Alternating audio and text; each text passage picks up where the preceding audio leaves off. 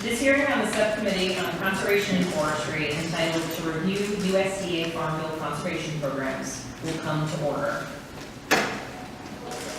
And I will begin with my opening statement.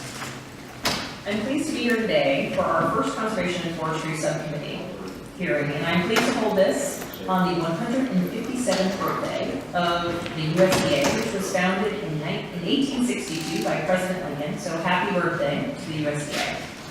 I look forward to working with Ranking Member Doug Lamalfa, and I thank him for his leadership on the subcommittee and for the productive conversations and discussions we've already had regarding our shared priority.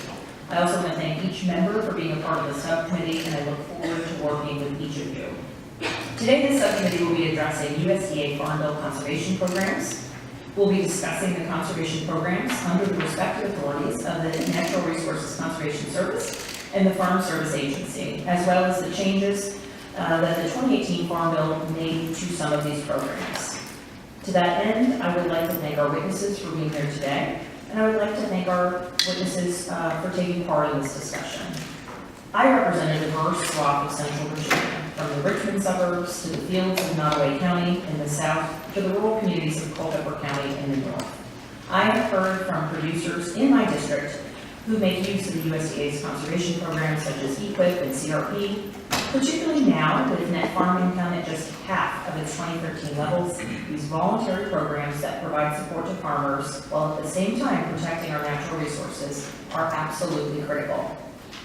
The role of voluntary conservation programs in our country's history provides additional context as to why they're necessary today. Federal conservation assistance began during the Depression when the Great Plains experienced severe multi-year droughts leading to soil erosion, dust storms, farm abandonments, and mass migration, the Dust Bowl.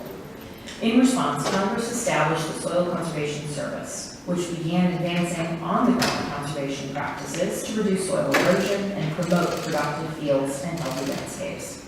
Today, the National Resource Conservation Service and the Farm Service Agency at USDA administer more than a dozen programs and sub-programs to address natural resource concerns, and through voluntary incentive-based approach, USDA provides private landowners and operators with the technical and financial assistance they need to thrive, remain sustainable, and achieve profitability. This work is vital. More than 70% of land in the United States is held by private landowners, so the decisions they make have deep and lasting implications for Americans, both on and off the farm. Much like the Dust Bowl era, the case for agricultural resiliency and sustainability applies today. According to National Climate Assessment, climatic disruptions to agricultural production over the past 4 years have been linked to changes in crop yield and quality.